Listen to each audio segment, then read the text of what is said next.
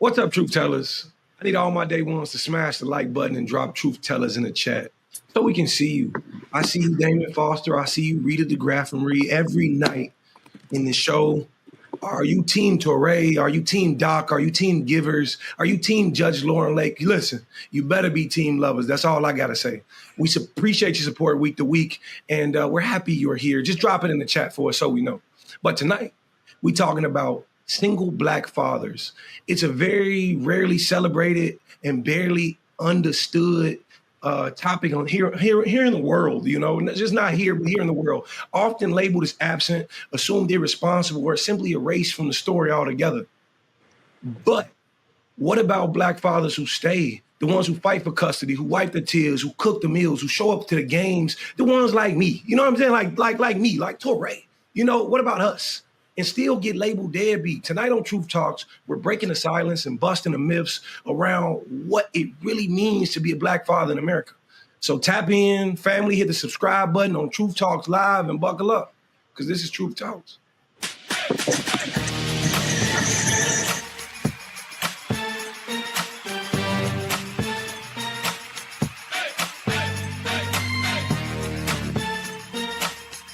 Are y'all ready to roll? Let's go.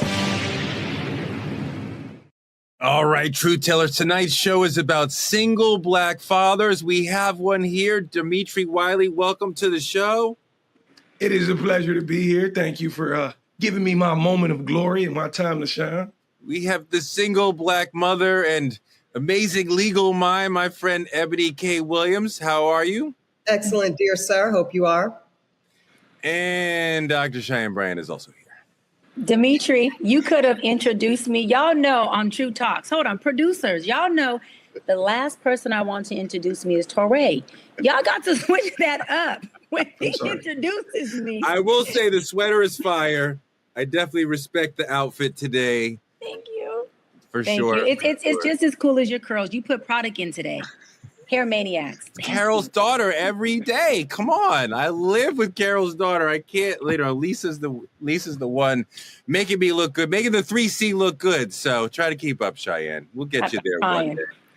Let's move 3C, Ebony. 3C. It's another day in social media land where Dr. Cheyenne Bryant is catching heat, not just on this show, but in social media world. Wow. I wish that woman would be on our show. Jesus Christ, look at her. Let's take a look at what Joe Budden had to say about our good doc on Paul Pierce's show.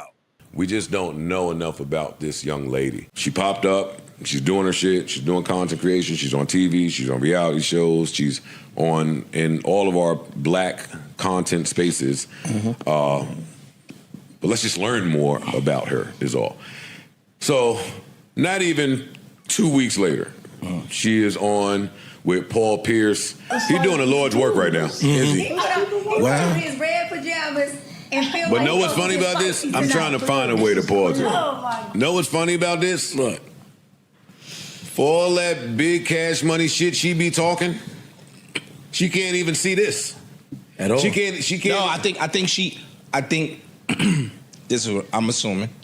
I think when she gets on most public stages, most people have a certain level of reverence and respect that they not trying to ask you, yo, so the dick is good. She was like, what?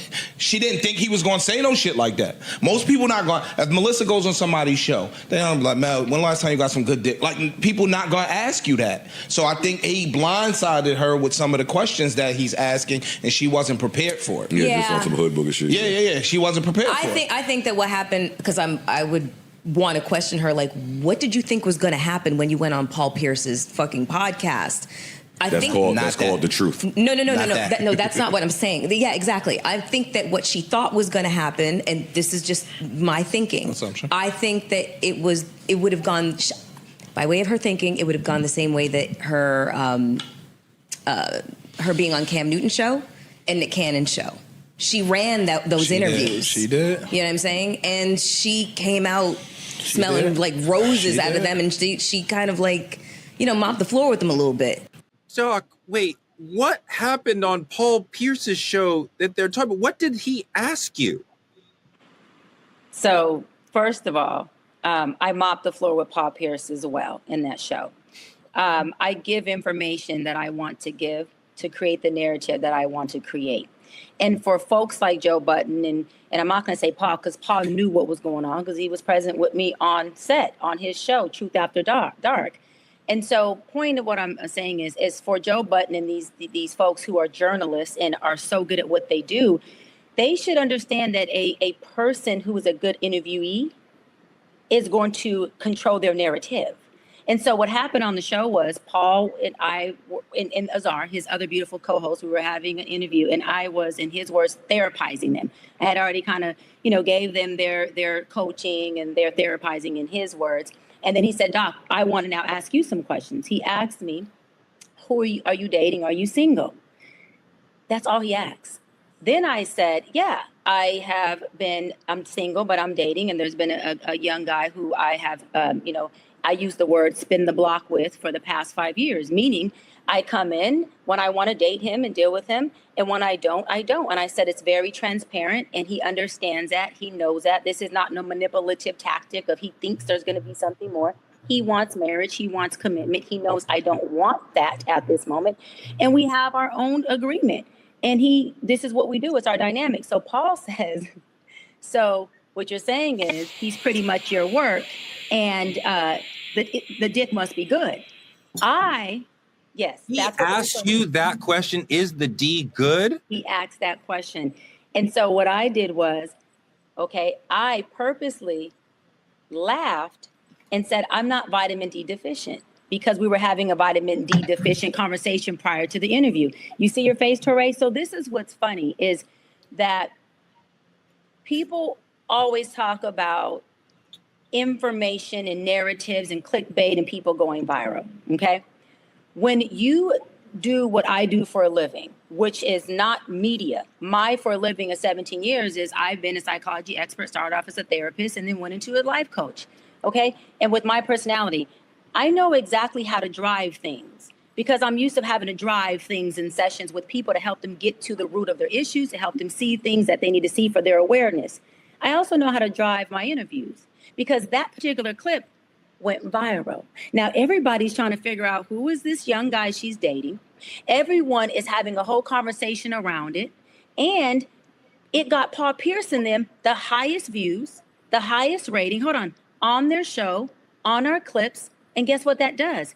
For anyone who knows media, while these journalists are acting so freaking dumb at a job they think they're so good at, that is the whole point of having a podcast. Is interviews that would spike an audience's view and cause engagement. So I did exactly what I was supposed to do. Your answer was fantastic, and it was sharp, and it's witty, and you definitely controlled that moment and took back your power and refused to be embarrassed or ashamed. Yeah. Okay? Full stop. His question is completely inappropriate and obnoxious and ridiculous. And I think that you responded well is a separate question from the question should never have been asked. And I don't care that you're out here for clicks or and I want you to deal with that part of it for me. Well, let me say this, Torre. So love that you said that. I agree to a certain extent. I see your face, Ebony, because I also agree with you saying, well, should it have not been asked? So you have to understand, Torre. Melissa Ford said it. She said it great. I have been literally mopping these dudes on every interview.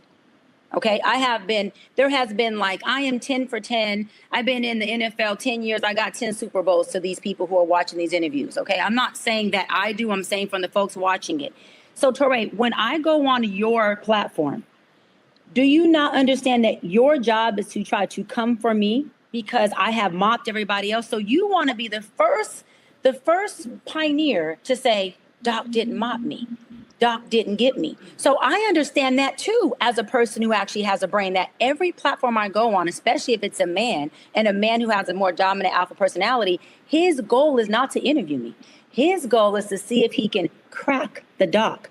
I understand that. So you think myself and my team are not setting up interviews with strong personality alpha men like Paul Pierce, Nick Cannon, Cam Newton, thinking that one, I can't handle it. Two, I'm not going to mop their ass as well. And three, that I'm not going to give pertinent information that I know is going to tee them up to do what I want it to do. Dimitri, very simple. I appreciate Dr. Bryant's ability to take these situations and make them work for her. I don't like the other people she's working with approaching the conversation as a competition and a chance to break her. I don't invite her or anyone on your platform to try to make them look stupid. Like, you know what I mean? And when you come into Truth Talks or whatever I'm doing, I want you to feel comfortable. I want you to walk away happy. I'm not trying to ask the question that fucks you up, that makes you look stupid. And I think that was a clear attempt to try to make her look bad. Yeah, I think that's this generation we're living in. Nothing moves faster than positivity but negativity. So if I can bring her on my show and show you guys she's a different element other than what she's told the world, you are going to now view my show as exactly what Doc said. But what people don't realize is what happens is the next person is going to reach out to her and say, now I need you to come explain yourself on whatever platform. And then she ends up on a bigger platform. But the thing about it is we really have to look at the host of the show. This is Paul Pierce, the same man who said, I'll walk, I think it was probably 13 miles to the studio because he lost a gambling bet with no shoes on. This is a bet he made.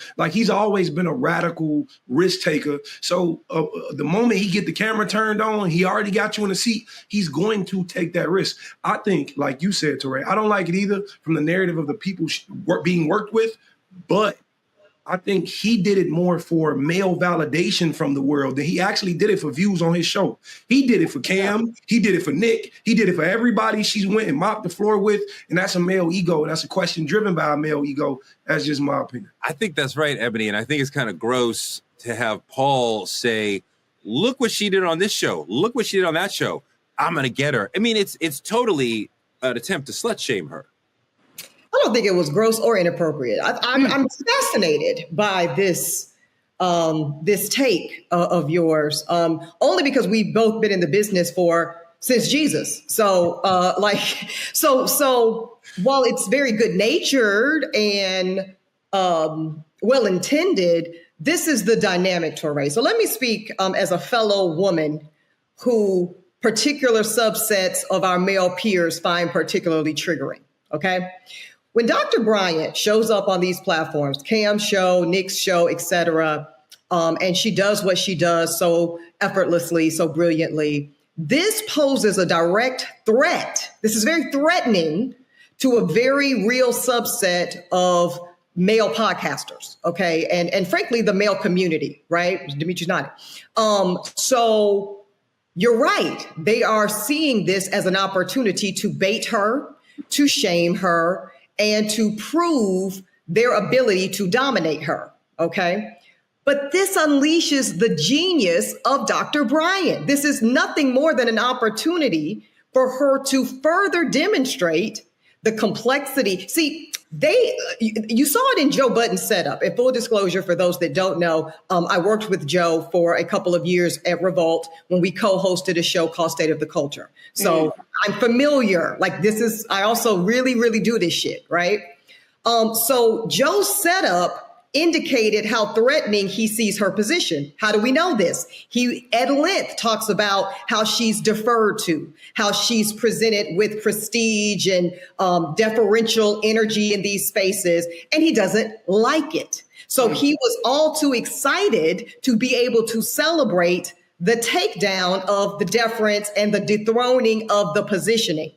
This is wonderful, Touré. Don't cry for us, Argentina. This is a great thing for women like Dr. Bryant and myself, because it only serves to further prove, to further demonstrate why we really are the bitches we say we are. Okay. Hold on, sis. Hold on. Rewind. Say that one more time. I'm listening. It only goes to further show you that we really are that bitch we say we are. That happened to me many times on the Breakfast Club. Who lovely. Those are my friend, colleague friendly. But what you say, envy. Oh, that's what I said. What I said, envy. You know, it happens on Love Them as well. Earn Your Leisure. Oh, I'm very familiar. You're not educating me on, I'm 40 plus and the wall we're supposed to hit. But Mr. Earl says I'm still a pretty young thing, so it's cool. You know what I mean? So we're just well versed in it, Touré. And I don't want you to feel that we are victims of this behavior. Come on. titans. I mean, she's not a victim because she handled it well. But hear this, Torre. We built it. Like she said, we built the narrative. We built the aesthetic. We built all components of it just for this exact scenario, and it works out perfectly. No, I mean that she's able to handle a moment of disrespect and make it work for her and have a great answer doesn't solve the problem that the brother. I disagree with your premise. I disagree fundamentally, Torre, with your premise. It is not a disrespect. It is an opportunity to unleash the mastery. See, we don't get to totally flex. Am I right, Dr. Bryant? Come on. The complete scope of the mastery when you leave us just being the smart lawyer. When you leave us just being the smart psychologist. No, baby. You must see the mastery of what we are truly creating. And we only get to do that when the likes of the good Joe Buddens of the world, the good Paul Pierces of the world, the good Stephen A. Smiths of the world, Charlemagne, give us these opportunities. You did an epic interview with me on my podcast about 2 years ago when you were going into your baby journey. Yes. Weren't pregnant yet, but had your plans. I didn't ask you anything that I wouldn't say in front of my mother or my grandmother, but we had a deep conversation. That's your taste, Torre. But you did ask some things if we really want to. Let's just go there because, we family now. There were some things that you your digs just aren't dick digs. Let's be clear. You don't do dick digs, Torre. Yeah, you don't do dick digs, Torre. Yeah. But you do digs. You digged on my politics and how I can have tolerance for people that are not particularly left of center. Yeah, you do digs. You just don't do dick digs. So your respectability looks different than some of these. There you go. Yeah, and I want to add to that because she made a point, Torre. You're trying to compare yourself, potatoes to apples, right? Yourself, who is obviously a family man. You've been married, I've heard you say 20 plus years. You have all your kids with your beautiful wife, right? You respect and honor your wife and women. You respect and honor your kids. So your mindset and where you're coming from is very different. You're trying to compare what someone of your caliber would do versus someone who has multiple baby mamas, who is a man who preys on women, who is a man who needs to make sure he's with a woman who is less than, a woman who would allow him to dominate her, because then that means he has no ego if he can't. A man who holds only his value on being high value, but a low fucking functioning at its fucking peak. A man who cannot regulate his emotion. A man who can sit only with a woman who he feels he can actually sound, not be like he's educated, but is not at all. A woman who he feels like if I get Dr. Bryant on here and I can even get a little edge on her, then maybe that'll make me look like the dude I've been trying to say I am with this NBA contract. But without that contract, I'm just a regular ass nigga in the hood who's low functioning, a baby daddy, broken homes, broken families, horrible decisions. And now I get to sit across a woman who has 10 for 10 Super Bowls and attempt to see if I can make one touchdown on her. That is a low budget, low functioning ass man. You cannot even compare yourself to them, Torre. And I don't like you 99% of the time. But there's no comparison. I absolutely agree with you guys. I think, Tori, we sometimes we viewing it from our angle. Like it was said here recently, it's the difference between journalism and actual podcasting. You can give anybody a mic. Anybody with an opinion can get a mic, but that doesn't make them correct. That doesn't mean they're fishing for the information the correct way. But what I do know is that we ask, is Dr. Bryant on fire or is she in fire? But fire and fire just makes more fire. She can be both. Both can be true at the same time. And both can be genuine for her to flourish at the same time. I wouldn't see it as a negative perspective, more so, but what I do view so negatively is the idea that men in our space tend to feed on women falling short, tend to feed on tearing women down. And it's amazing me, but I think Dr. Bryant summed it up the best I've heard it. You have a weak man who's weak in his own mind, and he's viewing it to the idea that, okay, if there's a powerful woman, I'm now intimidated. He wants Dr. Bryant's voice. He wants that power in the culture. And that's something Paul Pierce has never had. If you looked at the actual root of Paul Pierce and Joe Budden, you look at these people and see who they compared themselves to.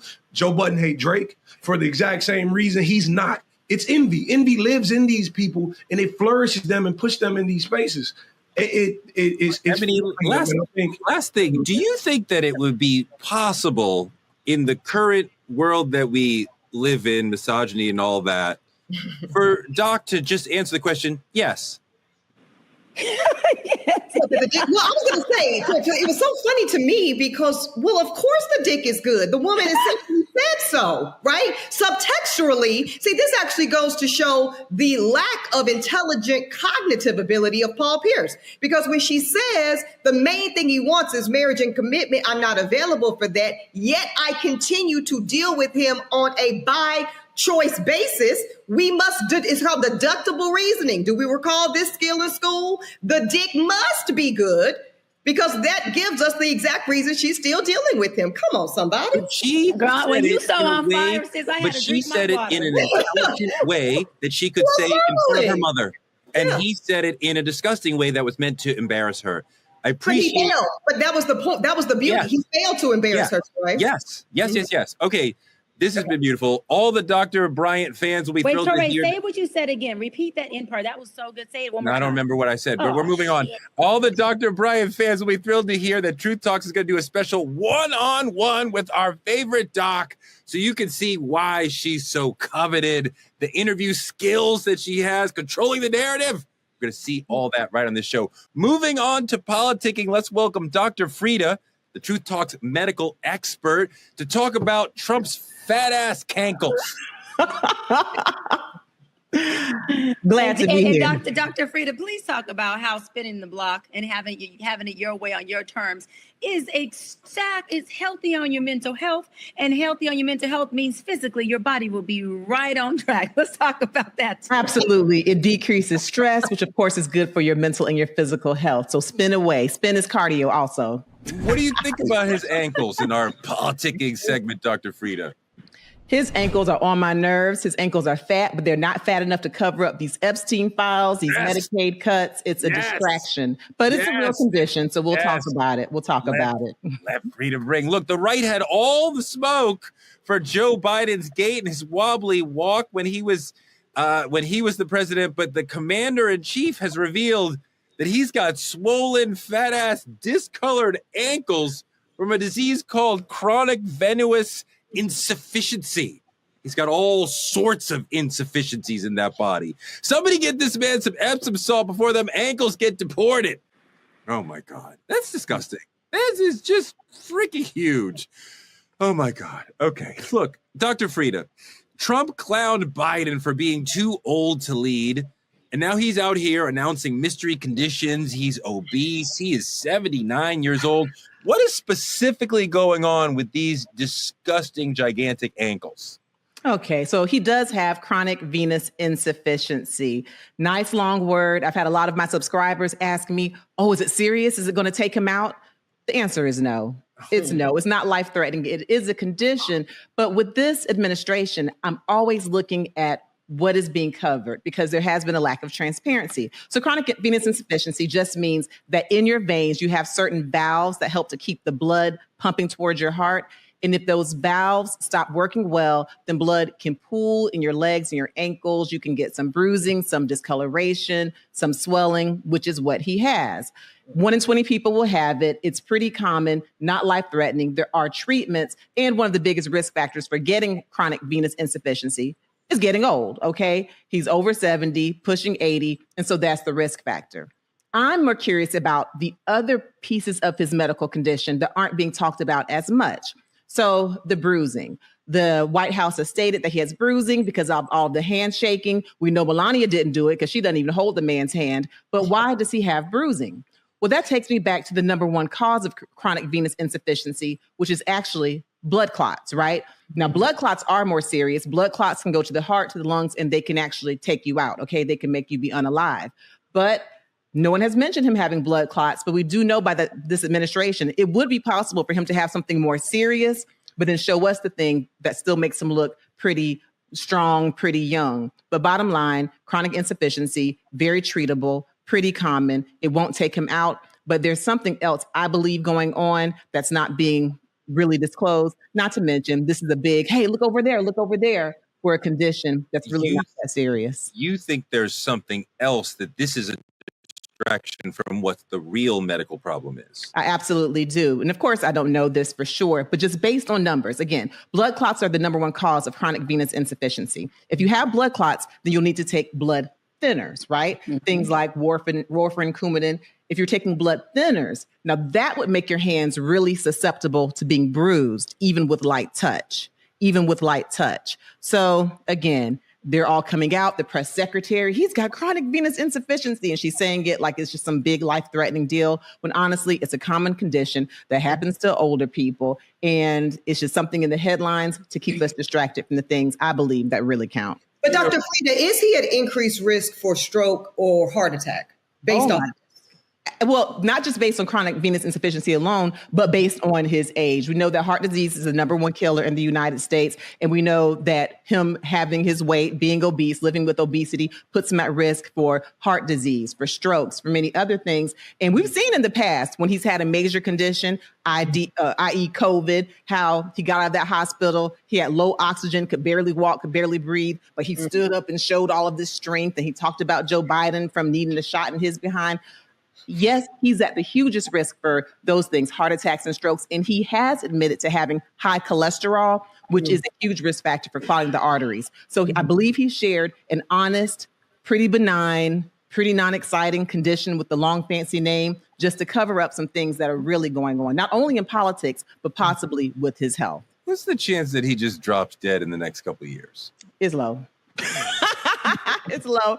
It's low based on chronic venous insufficiency. Plus, my grandma said it's the evil people who live the longest. So I'm sorry, Teray. He's going to be alive for a long time. Ebony, you think about like his policies are blocking working class elders from getting therapy for the same condition. So you're like, is he actually fit to lead the nation when he lacks the empathy to care for people who have the same problem that he has? Well, we know he's unfit in every way. So that's not a serious question, right? Of course, he's horrific. And, you know, I heard the same old tale as well, Dr. Frita. You know, it's the nasty, mean ass, trifling MFers that just can't get away from him. So yeah, that's right. That's why you're gonna live forever, Cheyenne. What you want to say? Oh, look, Torre. Got him, girl! Got him, girl! Hopefully, yeah, I'm with you. Got him, girl! Hopefully, at that age, things will still be spinning the block and working, because you know what? To Ebony's point, the good D will have you living a long, good life. So I think I'm in good company. I think I'm in damn good. Shut up, Dimitri. Shut up, Dimitri. That's the thing. That's the thing. And that's how you double down on the D. And that's how you double down on the D, by the way. There you go. There you go. Yes, especially for never mind. Especially for the men who think. Damn, I'm on the floor tonight, Dimitri. Hey, what do you got? I'm saying the men who think they're throwing the D, and obviously the only thing that they have to offer is that money that's paying for the P. And if they didn't have that money, they wouldn't have none of the P. I hope y'all get my little semantics. No, I don't understand. Well, you don't, Torre, because you're a married man. Go ahead, Dimitri. You got one bed. Go ahead, Dimitri. Go ahead, Dimitri. Mute her mic. In-house. Go ahead, Dimitri. No, listen. These men wish they had what you had in-house, Torre. They got outhouse and they paying for it. That is the Joe Buddens, the Paul Pierces, the Cam Newtons. These are the dudes who, if they didn't have their money, they wouldn't have their honey. If we're going to call it what it is, we're going to call it what it is, Torre. You in the position they want. The Trump, the fat ass ankles. Trump as well. If Trump didn't have the money, he wouldn't have the honey. All right. Thank you, Dr. Frita, for coming through. We love you. We appreciate you. We're going to have you back on the show soon. Thank you. Moving on to the main topic, family. Tonight, we're going to have a conversation that's long overdue when we talk about Black fatherhood. For some people, the first image that comes up is not love. It's absence. It's abandonment. It's broken promises. But the truth is that narrative was never the whole story. It was never the true story. For a lot of Black men, that was not their story at all. There are single Black fathers out here raising full households, doing hair, helping with homework, bath time, holding down 2 jobs, and still being treated like ghosts in their own kids' lives. So tonight, we're going to pull back the curtain and get into it, talking about the lies that shape the myth, the systems that hold it in place, and the men who are breaking it down every day just by showing up and asking the realest question: are Black fathers, especially single Black fathers, finally being seen, or are they still being punished for a story that was never theirs to begin with? Let's take a look at the stereotypical deadbeat dad video. Ms. Lovett, you are in court today to prove Mr. Hilton is the biological father of your 2-month-old daughter, Winter. You claim that Mr. Hilton has denied your daughter since birth and has also abandoned your other 4 children. You say the stress of this entire situation has been devastating. Is that correct? Yes, Your Honor. Mr. Hilton, you claim you are certain Miss Lovett's daughter is not your child because Miss Lovett was in a sexual relationship with another man weeks before you learned of her pregnancy. Is this correct? Yes, Your Honor. So, Ms. Lovett, you claim Mr. Hilton's denial is hurting your family. Explain. He's a deadbeat dad. He doesn't take care of the kids at all. He does nothing. I've lost everything. I lost my house, my car. I'm financially, I'm just destroyed because he just want to handle his responsibilities. Mr. Hilton, those are strong allegations. I'm not finna take a baby that's not mine. I love my kids, Your Honor. I got 4 other kids, but, Your Honor, I'm not finna do that. That's impossible. It's really sad to hear about the situations. I don't know who's right, who's telling the truth, or who's on point, but it's just really sad, that whole situation. Dimitri, according to CDC studies, Black fathers are statistically more involved in their children's daily lives than white fathers and Latino fathers. We are not necessarily living in the house, but we are present in the daily activities that our children are part of. We are full, active fathers for the most part. Take a look at this video about that. Out of all men that have children, Black men find the most happiness in fatherhood. Come on, man. Talk about it. For one. And the second thing that they found out is that Black men that have children actually experience a higher level of happiness than Black men without children. That's the part that I found really, really interesting because there's no research on parenting, especially with Black people, right? Absolutely. And it's even less with Black men. So Facts. It's one of those things where it's like, yo, like, this is not a fatherhood pod, but we damn sure come on here and we will knock against any stereotype about Black fathers because we know it's not true. Dimitri, what do you think about what he said about children making your life better as a father? I wholeheartedly agree, like entirely. Like I got a 5-year-old son. His name's Logan. My son has been everything to me. Actually, very transparent, which I've always been via social media. Last night, this is right hand of God. Last night, in my dream, I don't know if you guys ever experienced something like this, but I was pouring down. Right, I was leaking in a dream, and reason being because my son asked me a question, and I remember it so vividly about getting older. Why can't I do this? I'm in 1st grade now. And my mind went of how he's been there for me since being a baby and how I cherish just him being a child so much that growing older makes me sad. And to the degree that he's been everything for me. He's been a sole source of happiness. And I think there's this rhetoric that Black fathers get. Like you said, what's the statistic is? We get attached this negative connotation because it's all people choose to talk about when we're actually very present and very happy. Now, I'll admit, me and my child's mother has always been on a 50-50 custody schedule, one that I created, one that I enforced. I remember originally fighting to go to court saying, because she moved on with a new man and I was okay with it. But I originally remember mentioning to her that I'd like to go to court about it to make sure there's nothing that can take me away from my son. I was the first to change a diaper. I was the first to wash him up. I was the first. We get this narrative that we don't want to be parents when I think that's absolutely false. And my son is my sole source of my happiness. So I love it. Having children definitely fills you up. You know, you feel responsible. You feel like, you know, just you're doing the right thing in the world. And, you know, it never goes, you know, the thing you're talking about, my child is going away to college in a month. And I have moments when I'm like, they're not ready. And I'm like kind of freaking out, like we're going to leave them in this place and they don't change their clothes on a day-to-day basis. They don't, you know, brush their teeth on a day-to-day basis. They only shower when we kind of twist their arm to do. And I'm going to leave you in a place and they're going to college in Rochester, is 5-hour drive away. I'm going to leave you. You don't like what happens with, you know, and then there are days when you're like, they are ready. And I'm so excited, and so you go back. So I don't actually cry because I am socialized as a man in America to not do that. But I feel the sadness of if I could cry because like, oh my God, like this. But then, the kid is taller than me. So it's like, it's time for you to go. Touré, we need a session with just you and I to unpack why you feel like you cannot express emotion through tears. Because you've said that multiple times on this show. You book a session with me this week because we got to unpack that, brother. That's going to take more than 2 talks. We need a session, baby. We need a session. No, I know. It's like something I know, and I couldn't even. I want to talk about, but I could think about why. I don't know. I don't even know. Touré, I have a question for you. When you hear Dimitri say how. And I want to applaud you, Dimitri, because you are doing something that you're doing a lot. But one thing that I really like, this is the lawyer in me now talking. I like the proactive effort and intentionality on securing a joint custody order on the front end. Because oftentimes by the time a custody order is put in place, for the sake of both co-parents having access to the child, it is on the back end of something very contentious.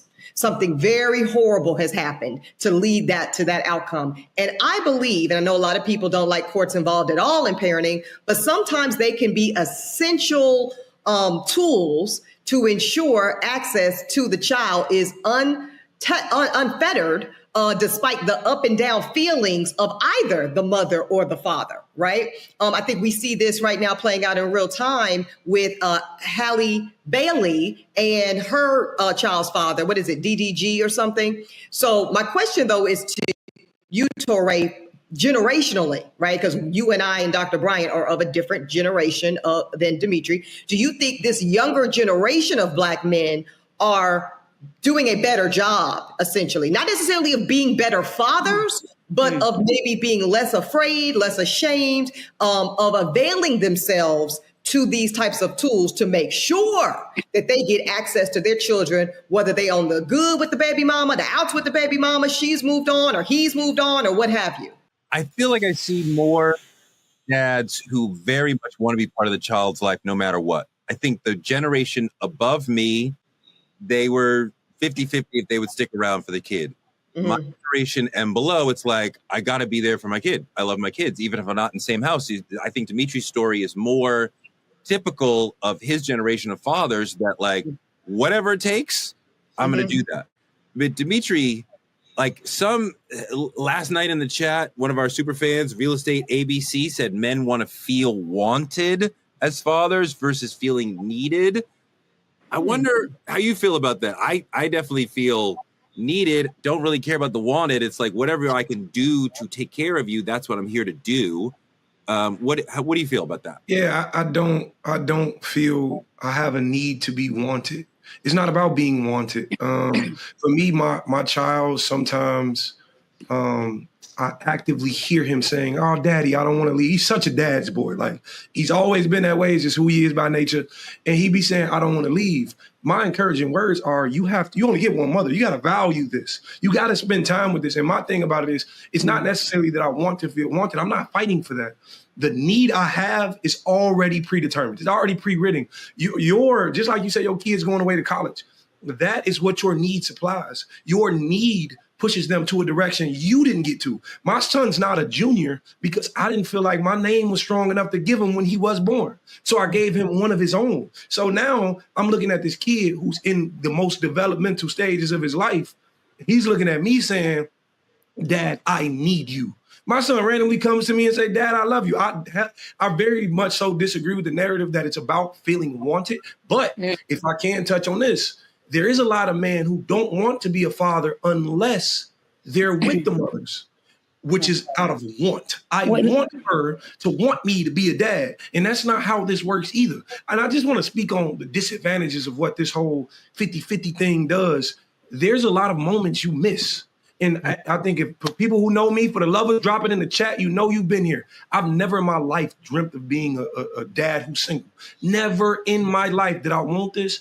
I think I fought very hard to go the strong opposite the other way. But, you know, character matters when it comes to people. And just like to Mrs. Ebony's point, I was under the Prevention Act because feelings fluctuate. You know what I'm saying? How you feel now and where you want to be now may not always be where you want to be. So I encourage all men to take the preventative maintenance route in terms of making sure there's nothing anybody can do to come in between you and the connection you got with your child. And I want to ask Demetri really quick, what do you think the disadvantages are of not living in the house with your child, like having that separate home parental dynamic?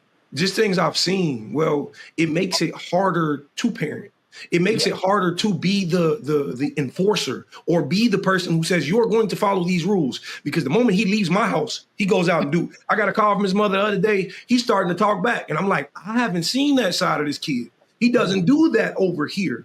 There's something you guys are missing in terms of, you know, and I don't want to call it fear, but in terms of repercussion, just for being out of a child's, you can't be an adult. You're not an adult. Don't speak like an adult. But the thing about it is the others, you can't always maintenance or supervise who's around the kid. So you don't have a great influence on his, you don't have a great guard of his influences. He may be somebody you would not approve him being around, and there's nothing you can do.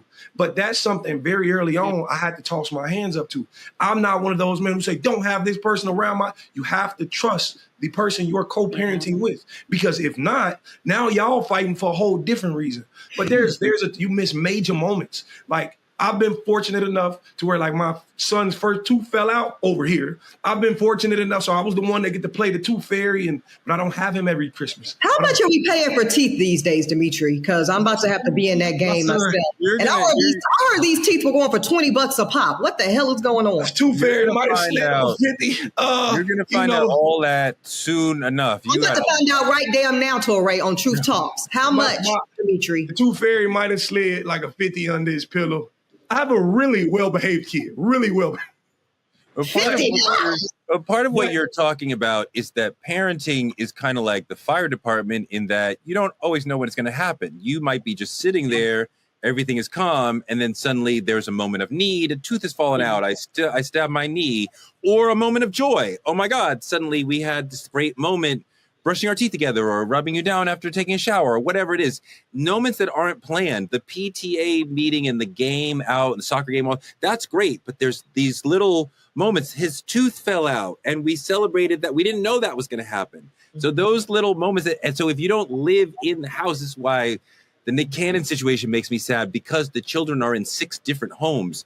Yeah. There's so many impromptu moments that you are missing. And I don't know how you get back to that, but Demetri, I'm stuck on $50. Is it $50 just for the first tooth or every tooth thereafter? You know why I gave him $50? I looked at my son the night his tooth fell out. He was so excited. First off, we did the string on a door trick because it was already right. Yeah. We did the old school. Yeah. But I looked at my son and I said, baby, what if the tooth fairy doesn't have any money to give you? I said, what if they only bring you $1? He was like, that's completely fine. I'm grateful for whatever I get. I say, I got a 50 in my pocket. Really going under the pillow. Counsel, you'll find the economy that your child exists in is determined by you. You are the Milton Friedman of your child's world. So if your house teeth are $5, that's your world. His house, they're $50. You don't have to, do the edit, the allowance. Mama got 5 on it. Yeah, Mama got 5. Demetri, wait, and I want to feel, Demetri, to be loving. Hold on, how does it feel, Demetri, to love your child deeply, and yet there's these layers of legalization that in between before you go there, Touré, because I don't want to get off topic. Before you go there, I just want to touch on what Demetri said about missing those moments, because that is what triggers me so much about the broken homes, is the moments that are missed. And then on top of that, if those 2 parents go on to have more kids, all of those kids start to feel like, wait a minute, is daddy or mommy getting more moments with the other siblings? Is daddy or mommy missing out on what I have because they're actually attending my sister's graduation? Is daddy or mommy, paying more attention or investing more in their birthdays or in their times? And don't let it be a child who actually does live in the home with your new wife, right? Or her new husband. Then daddy or mommy's waking up every morning with that child, and that child is getting something that you only get one time if you get it, which is that every morning, the walks to the schools, the Daddy picks me up from school every single day, and I get to go home to him. I get to see mom or dad cook. I get to see mom and dad engage and interact and show a representation of their love that gives me the value and representation of the love they have for me. So there's so many moving parts that parents, unfortunately don't get when there's a broken house, because that child doesn't get to see the normalcy of two parents, and they always feel the deficit of, well, is daddy over there because he wants to? Is mommy over there because she wants to? Why is it that daddy or mommy can't be here with me? Because kids don't have the insight when they're 1 through 5 and sometimes 1 through 10 to rationalize why isn't that parent in the home. They start to take on a little bit of shame that says, was I not good enough for them to stay together? Was I not good enough for mommy or daddy to be present? And so that's something I deal with a lot, really quick, Dimitri, in session with my young kids that I'm in session with, that say, hey, well, I mean, I have shame because there was nothing I did or could have done to save the marriage, to save the relationship.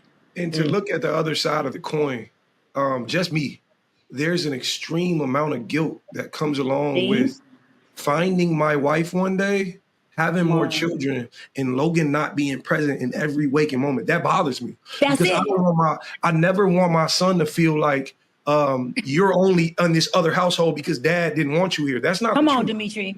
And I say it all the time. The greatest thing I can ever do for my child's mother is one day she look up and she don't want to be a parent no more. I will gladly take on that full responsibility. I never minded. I was the doctor dad. I was everywhere I needed to be. We got the shots. We got the teeth. We did everything. And the thing about it is there's an extreme amount of guilt that's going to that leaves my children or my son feeling like he's not part of the nucleus. And I hope, Ms. Wiley, when you do come along, that you can help me rationalize that in his mind, because it's super, super important to me. And I've been trying to live with that. So Wait, Dimitri. Absolutely, Dimitri. I love you for keeping it so fucking real right now, because so many men, this is a lot of the platforms of the men whose podcasts or shows I was on, I was trying to depict is, wait a minute.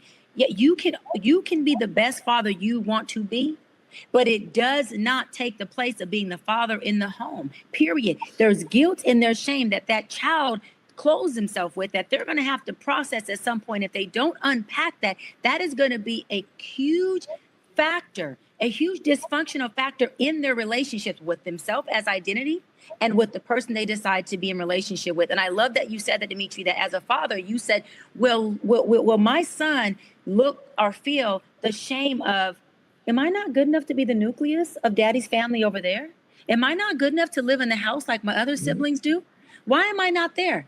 But you as a father, Dimitri, are going, son, I've wanted you to myself all your life. I wanted to assume responsibility of you all your life, but I got to share you with your other parent who's not in this house. That is a lot to process for a child. It's a lot to process for parents. And people don't take the brokenness of a home. They don't take it serious enough. There's a lot of layers to that stuff. Dimitri, how does it feel to love your child through the lens of, well, we have this court-ordered, lawyered-up situation that sort of pieces together what we can and can't do? How does that come into the situation for you? Actually, the thing about it is, and don't be disappointed, guys, but the moment I attempted to take it into a legal direction, which was right away, I was called jealous. I was told I'm only doing this out of emotion I have toward this specific situation, which was completely false. I didn't want your new love saying, okay, baby, let's move to Buckfuck, Tennessee. And now I'm stuck in Chicago looking like I have no rights to my son. I'm not going to be able to live with that. So it never happened. But I do want to commend his mother, because she's a great mother. In terms of just being a mother, she's an incredible mother. Our relationship didn't work, but she's always been a great mom. And the thing about it is, I'm okay with that. If we don't have to get technical or legal or whatever the case is, or I don't have to love through the legal lens as Torre have depicted it, I'm okay with that. As long as we can sit down at the table and say, this is what needs to happen. I have my receipts. I have my school. I have everything needed to when we go to court. The trips we've been on, the passports we've gotten, every single thing. And I advocate for every single parent. Do so. Keep up with what you're doing. Hold on one second, Tori. I just want to speak to the custody piece. Because I think it's very important that what Dimitri is saying right now, that I hear him saying, is that oftentimes we as a society, and certainly we as a Black community, I think we kind of boogeyman custody agreements and child support, right? In the same way that often we boogeyman what other legal document? Prenuptial agreements. And I think, and I'm not saying this to say that everybody should go this route, but I think that if we destigmatize what Dimitri has done and not make it because he's jealous or because he's controlling or because he's trying to do this and hurt her, what if it's just a brother that says, let's mitigate the risk? Let's take it off the table that there will be any conflict as it relates to our joint and mutual continued access to our beloved child that we share together. And here's the shocker, y'all. It doesn't always have to be adversarial. Sometimes it could be your lawyer. The best case scenarios, and I used to always try to start from this place, there are things called consent decrees of custody, where Dimitri and the child's mother can sit in agreement without adversarial lawyers and just say, hey, we can go through the court-appointed magistrate or mediator, and we can agree Monday, Wednesday, Sunday, Tuesday, Thursday, this, and this, and this. Both sign, judge says, clerk stamped, and now we have a consent decree. So these things cannot always look so horrid, always be so sad, and they really can be very protective and helpful documents. Doc, what role do women, sisters, play in the baby mama drama that happens a lot of times when there's multiple parents in multiple households dealing with one child? You mean what role do they play in choosing that circumstance, or what role do they play in it being effective and healthy? I mean, I'm not sure that baby mama drama, whatever that means in different households, is healthy and effective and efficacious for the people in the situation. Yeah. Well, let me say this. If the baby mama is causing the drama by holding the child and puppeting them, right, as bait to say, hey, if you don't do this, then you don't get to see your child. That is a mother who is doing a complete disservice to her child. That is a mom who does not have her child's best interest at heart, because at the nucleus of this co-parenting relationship, it should be a conversation around what's best for this child. And let me put my feelings to the side and not let my feelings cause problems. That's where you say, listen, I have to surrender to the reality that I am a single mama, that I am co-parenting. And if I don't have the proper tools, let me get it by seeking wise counsel. Let me get it by going to therapy, getting a coach, or talking to a couple who I see co-parents in a healthy way. And how are they blending this? And I think this is what's really important.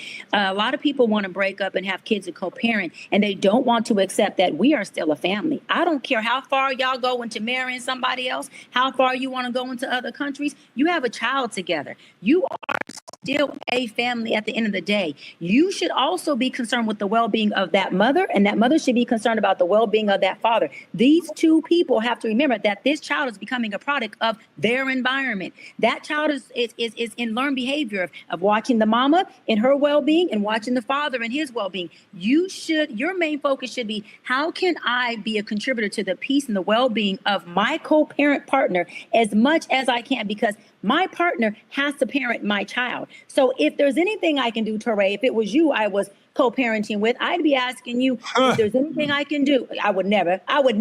But if so, I would say, if there's anything I can do to help you be a better father, please tag me in, because it's not about me caring about you. I care about my child who's going to be in your presence. And I want to make sure you are healthy, that environment is healthy. And this is also, this may be off topic, but I'm going to say why I don't date men with kids, because I would support him supporting the mother. And I don't want to be with a man who's supporting another woman outside of me. But let me say it again. I would support that man supporting her, because she is raising your child. If she needs help with bills, if she needs a car so they're not having transportation issues, baby, you got to help her out. And I am not going to be the woman who is sharing you, which I call polyamorous, because you got a family over there. Now you're building a family over here. I'm not into polyamorous. So I'm going to have to say no go. But you should make sure that you are taking care of the well-being of the person you're parenting with, because it affects the child. Touré, can I ask you, what is the biggest struggle you've seen or experienced, like as a Black father, whether it was emotionally, financially, court systems? I don't know the entire situation, but what about you? When your child comes to you and says that they're trans, that's a big deal. And you're like, how do I deal with this? How do I understand this? How do I support you? How do I put aside whatever personal feelings I have and say, what do you need? And how do you see the world? And how do I get behind you and support you, even though I don't fully understand? That was really hard. And it's an ongoing, hard thing to deal with. And yet, you go into the world and you protect your kid. I mean, when they had an incoming student forum at the college, it's like 500, incoming families talking to the school. And, I'm like, is it safe in front of 500? Is it safe for trans kids? Is there a community of LGBTQ folks who will be here to stand with my child as they, develop through college and this journey? And they were like, yes. Okay. And I'm like, that becomes a central concern for me. So, you're dealing with this major shift, a new name, a new perspective on the world, new sort of clothes that you want to wear, as you're also moving toward leaving the home. So what are you going to do in this journey after you've left and you don't see us every day? I don't know. You're going to come back for Christmas and look unrecognizable? I don't know. So all of this. How are you going to come back to Christmas, period? Right? Because there's a whole generation right now of parents of young adult and grown-ass adult children that are recognizing the consequences of their good and challenged choices while parenting that are now affecting what the adult relationship looks like. And I don't think there's enough time spent, period, but certainly within Black parenting households talking about this, that the vast majority of God is good and life is long, which we pray for, you'll be in relationship with your two children, Touré, much longer with them as adults than you will be in relationship to them as child adult. And how everything that in the right, that's remarkable, but so simple when we think about it. Same with you, same with me. Liberty and I will be adult relationship companions for far longer than I will just be raising her as the adult to her child. So everything I do from now to 18 and some change, that's going to dictate whether she even does come home for those holiday breaks. Absolutely. It's very complicated to be a single Black parent. We talked a lot yesterday about some of the demonization that single Black mothers get. What about single Black fathers, the whole symbol of it? Do we get more grace, less grace than single Black mothers get? Oh, we get no grace. You mean as terms of man being a single father himself? I just want to make sure I'm understanding. Okay, no, that's a different question. Sorry, I interpreted a different question. But before I answer that, I just want to say thank you to you, Touré, and congratulations to you because thank you for being a man who does not force the ideologies of himself onto his child. That's a very hard thing to do, and that's something our generation suffers from tremendously. Anytime you don't see your child pan out for what you want them to be, you end up disappointed, and then you want to be less of a dad. So kudos to you for that. But I actually believe that when people see good single fathers, I'm gonna say good single fathers, I'm saying bad ones. I think I've experienced an overinflation of goodness than I deserve. I'm a dad, and I love being a dad. It is. I've always dreamt of being a dad, but I don't deserve the credibility the world is giving me. I don't want to be bright because everything else is dull. I don't want that. I don't want you to call me a good man because half of the world appears not to be. I'm a good dad. Okay, great for being a good dad. Tell me Happy Father's Day. That's it. I don't need the praise of saying, oh, and I absolutely hate it because we praise when men are good dads, but when you see a good single mother, that's what she's supposed to do. That's not what she's supposed to do. That's not how the world should work. So me personally, I've seen it from an end to where I'm praised for being I recently received a book of me and Logan's memories in cartoon form from somebody. And it's beautiful. It's a beautiful sentiment, and I'm grateful. But don't over idealize what we got going on because that guy didn't show up. I'm grateful, but that's just me. Me personally, I think women have it a lot harder when they are forced to be single mothers. It's because you're seen as the exception, right, Dimitri? When we see good fathers, especially good single fathers, we see it as a unicorn. It's seen as exceptional. We are not accustomed to seeing it, sadly. Not saying that is the case, But that's the perception. Versus when you see a good single mother, that is the standard and that is the expectation. And it is only when a woman deviates from that standard of being a good single mother that we then demonize and punish her. And it's a really good awareness point, Dimitri, for you to name the hypocrisy. So I appreciate it. When I see a single mother, my thought is, mom never leaves. Mom is the planet on which you exist. Dads shouldn't leave, but sometimes they do. They might. But mom, no matter what, she's going to be there for you. I want to bring in another father, though. Friend of the show, Gerald Griggs, been on the show a bunch of times. He's a new father again. How old is your new baby? I have a 14-month-old and I have a 17-year-old. Amazing. Wow, you started back. You was out and they pulled you back in. Oh my God. Yes. Earl wasn't done. He wasn't done. You're a father for the second time. You're also in the court system a lot as an attorney. You see a lot of black men dealing with a lot of traumatic situations. What do you think is the perception these days of black fathers in our community and in the mainstream America? Well, let's just push back on something. Our report recently came out that 70% of African-American fathers are in their children's lives. So let's push back on this bad black father image that's been put out in the media. Let's also push back on the fact that, you know, a single black father is the exception for being, you know, exceptional and not the rule. You know, as somebody who was both in a marriage and has been single and now is in a marriage, all raising children, we have to understand the child didn't ask to come into that situation. But once the marriage breaks up or the relationship breaks up, your only duty as a father is to that child. Yeah. To the child you brought into this world. And as a child of a parent that did divorce, my parents did divorce at 16, I saw both ends of it. And I saw a father who fought to be in my life and a mother who was open and accommodating to be in my life. But many of my friends who are fathers have to fight exceptionally hard. And that's one of the reasons why I don't handle domestic relations cases, because I do see the bias inherently built into the system to disproportionately take black fathers out of the home. So what I just want to add to this conversation is there are thousands upon thousands of good black fathers. And Dimitri, I push back on that a little bit. You should accept that, because the media is trying to put a narrative out there that black parents, black fathers are absent when we are the most present, regardless of our relationship status.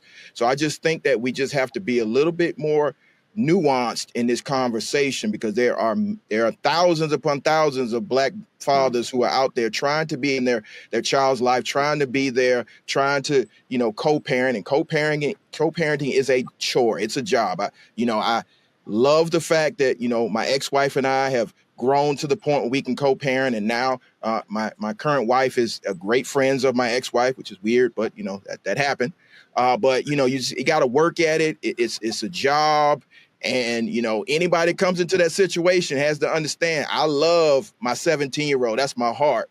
But it was not easy to get to the point we are right now. Gerald, wait, the ex-wife and the new wife are good friends? Gerald, the ex-wife and the new wife are friends? Wait, hold on. The ex-wife and the new wife are friends? Hold on. That is what I'm talking about that polyamorous. Okay. That's not polyamory. I'm not polyamorous. Gerald knows I love polyamory. I love one woman. One woman. Yes. It's not polyamory. Polyamory is intentional. Yes, it is. Look, Yes, Gerald, it is.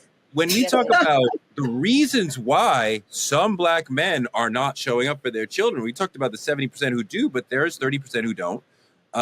That's lower than other races, but there's still a number of black men who aren't. But we're talking about mass incarceration. We're talking about a world of difficult job prospects for a lot of black men, high unemployment rates, mental health issues, being shut out of parenting decisions, the way that the court system, as you alluded, is biased toward women. How many black fathers are not really absent, but sort of pushed away by the systems that we have in place?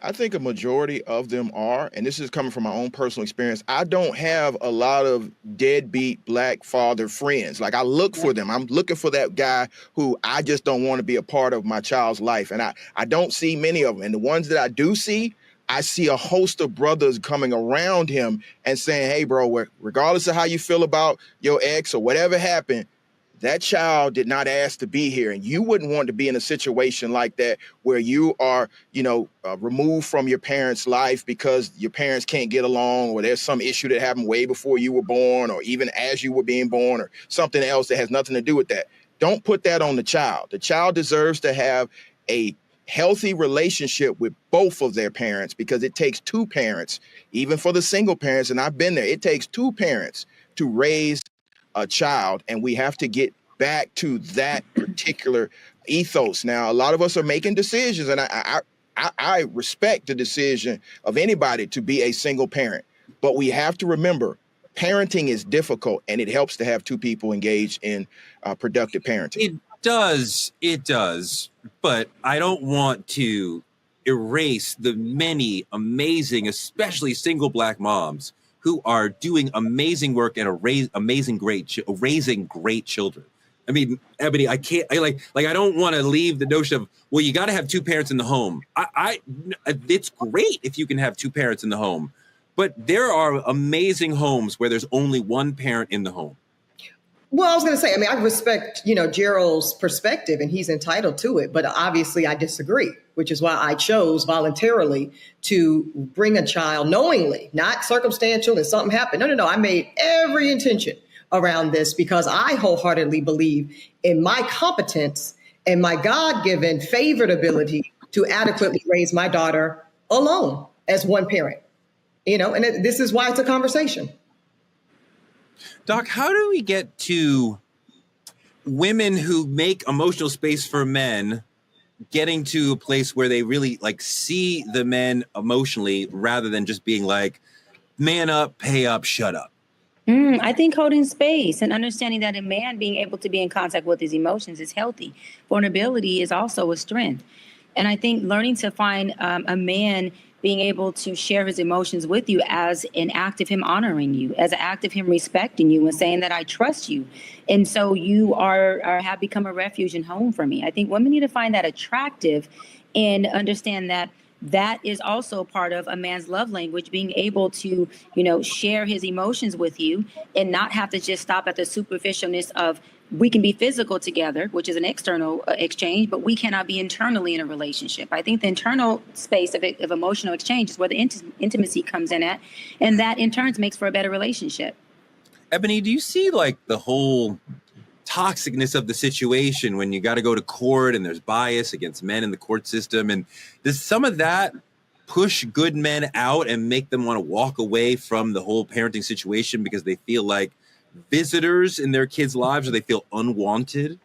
Well, I'll go further. As somebody who briefly practiced family law, and I do agree with my co-counsel here, it is the most egregious practice, and I've defended murderers and sex offenders, and the family law was the worst.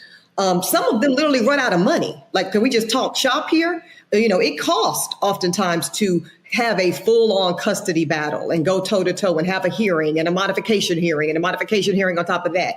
And I have seen oftentimes either party, but we're talking about Black fathers today, simply run out of cash to continue the legal battle, the legal effort to have access. I just want to speak on something, and this is personal, so I'm going to be vulnerable, but it is something that there is a cohort of us adult children, and this has been women and men, where because of social media now, we get to see oftentimes a situation where our fathers, who might have been absent in our experiences for one reason or another, but who have been father of the year, so to speak, active, present, and wonderful fathers to other children of theirs.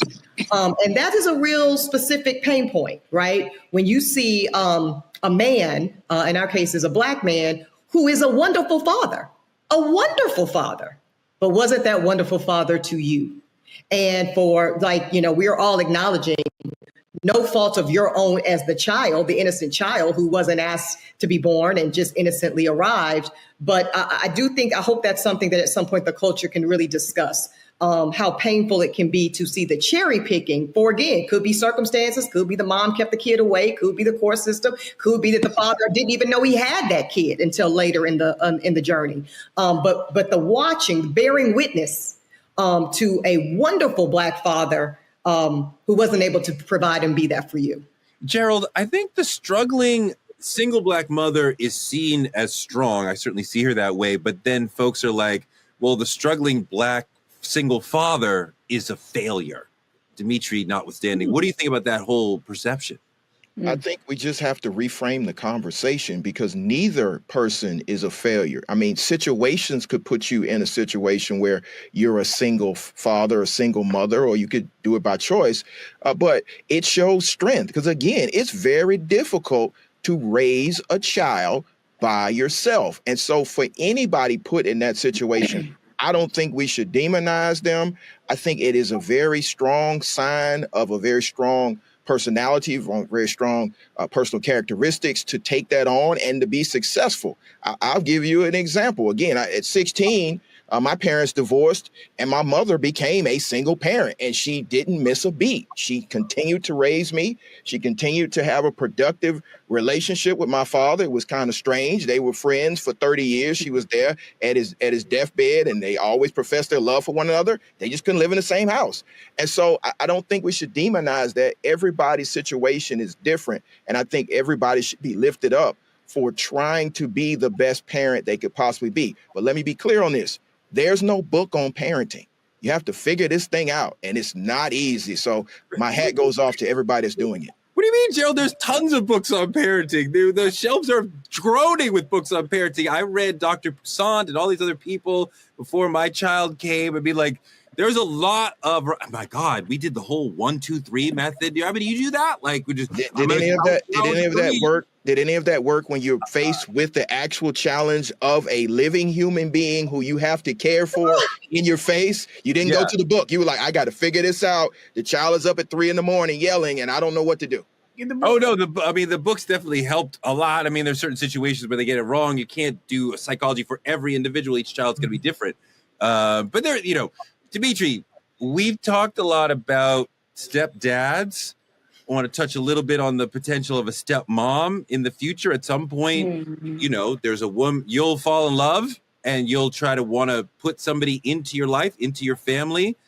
How do you think about that vis-a-vis your son? When do you introduce your son to somebody you love and want to, take the next step with? Like, what does he get a vote in who you marry? How cute.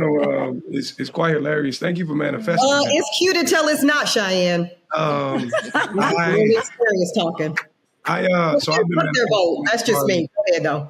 I've been manifesting Mrs. Wiley for a very, very long time, as we all know. But for me, my child hasn't met anybody I've been dating.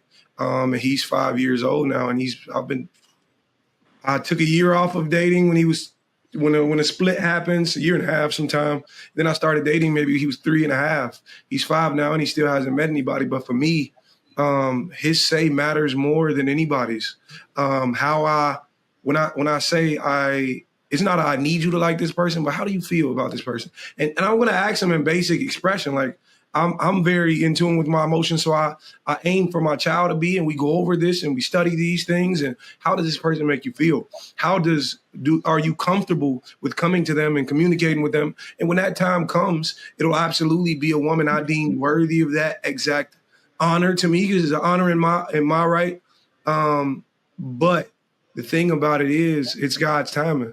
And once the time is right, then I'll absolutely introduce those two people, and we go from there. Dimitri, there's a stepdad in your situation, right? Another man who's occasionally, right, in charge of like disciplining or like talking to your son, right, and telling him what's right, what's wrong. Gerald, do you have that?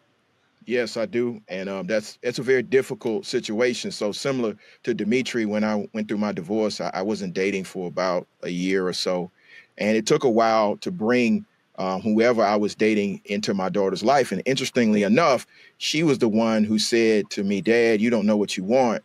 You have the woman right in front of you. And my now wife was who she was referring to. So it was interesting that at 8 years old, she could, give me psychoanalysis of me. And so I think, you have to be careful who you bring around your children. And so that's why kudos goes to Dimitri, not bringing anybody around until it's that time. But the question for at least for the two people who have step parents in their lives, how do you deal with that other man in this situation, that stepdad, disciplining your child? How much say do you have over how much room do you give him? Like, are you comfortable with another man disciplining or leading your child? Well, 16.523.1 governs that in Georgia. So if he steps out of line, he knows what's going to happen. What's that mean? You have reasonable corporal punishment in Georgia. If you step over the line, the law will step in, and so will I. So we've had that conversation. What is reasonable corporal punishment by the law in Georgia? See, that's What why the judge deems it to be, right, Counselor? Right. Yeah. Correct. Well, I mean, are you? It's not a legal situation. Are you okay with another man hitting your child? The blink told me all I needed to know. Yeah, he answered it, Torre. He answered it. Mm-hmm. And I answered the tree. No. The thing about it is, I'm gonna wrap this really quickly and make it really quickly. My situation was a little weird because the moment the split happened, there was an introduction to my child. Like, you know, because the timelines kind of overlapped a little bit. You know what I'm saying? So I heard a little more, right? So the introduction there happened before I ever met the man. Before I knew, it wasn't another 2 years until they got engaged that I did meet the man. And my child was already living, and I was, unbeknownst to me, he was already staying with so for me, it was a very difficult situation. But what happened was that man never wanted to meet me. That man avoided me, but that man avoided me from things she's uttered out of her mouth to him. So the thing about it is, now, if we're speaking on now I've formed or attempted to form a rather great connection with this man. I want to know, you know, we father brothers in this. We got to be, because, and there's never been a disciplinary. So you trust him? I trust him now.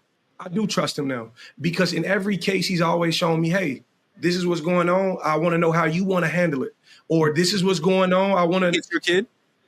Say it one more time. No, this is the other man. This is the man. The other man calling me about my son in every regard. Anytime outside of my household, when something happens with my child over there, I get a call every time.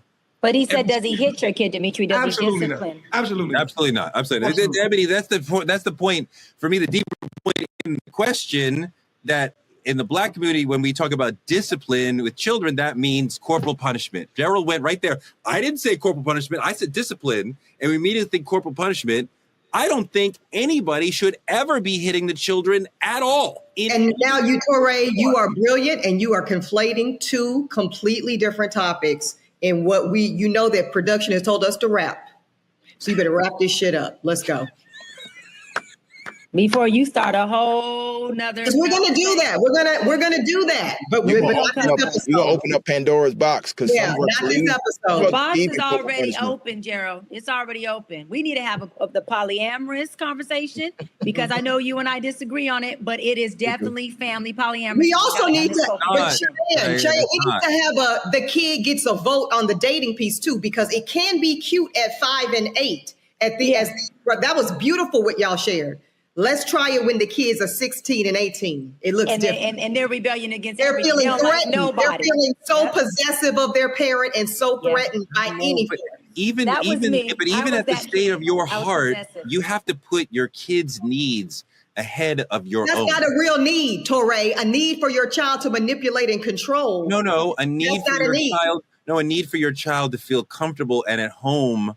When they are at home. If they're not, I don't feel at home with her. Okay, well, I have to. But Torre, we got to go. But Torre, know that is distinct from I am rhetorically saying I don't feel this and I don't feel that as a manipulative mechanism to ensure that I control what I possess. That is something different. I think you'll see when you get to the teenage. I don't need to see. Years. I was the stepmama, so I know I can know what it looks like. That some children are going to do that, and the parent can suss that out. I mean, I think the parent, you'll know your child. You're right. That is around discernment, and that is another you'll episode. Understand. You are trying to throw me.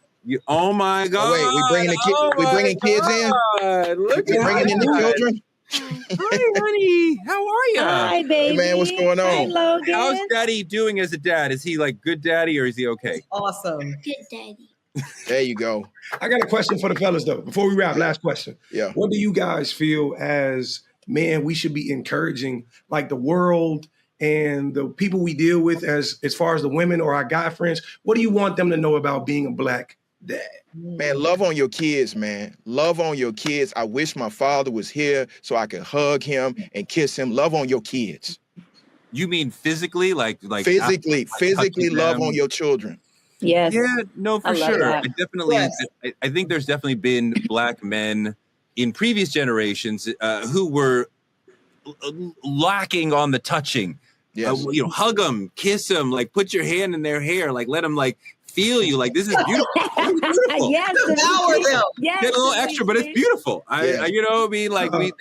They should feel your love, but they should also hear it. They need to hear, Absolutely. I love you. You are great. You know what they also need to hear?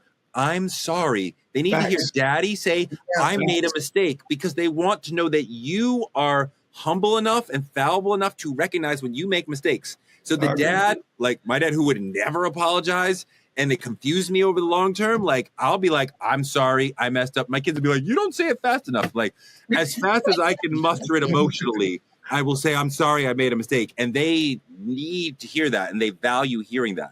So if it was me, I'm gonna tell them, you got to remember that they too are human.